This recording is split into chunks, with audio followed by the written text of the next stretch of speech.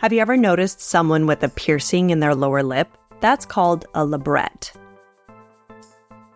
A labret is a lip piercing. Labrum, or lip in Latin, is where we get the word labret.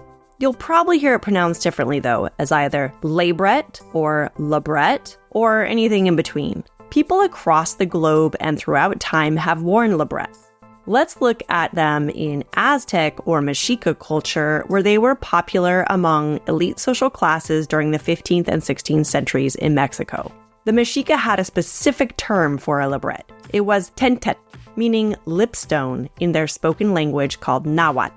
Today, you might hear people refer to them as lip plugs, too. When worn, the labret projects outward from the lip.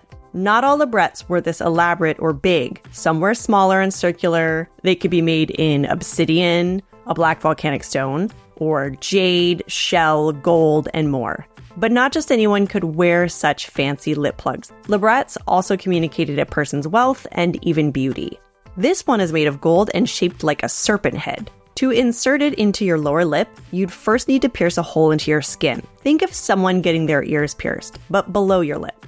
You begin with a smaller hole that needs to be expanded slowly over time. Only after that could you insert a labret like this one. You'd insert the end portion of the labret, what looks like flaps on the back, to hold the labret in place. These lip ornaments were also important markers of a high-ranking warrior in Mexica culture. If such a warrior were ever captured in battle, his labret would be removed to signal his defeat. He'd constantly drool because of the hole in his chin, adding to his humiliation at being defeated in battle.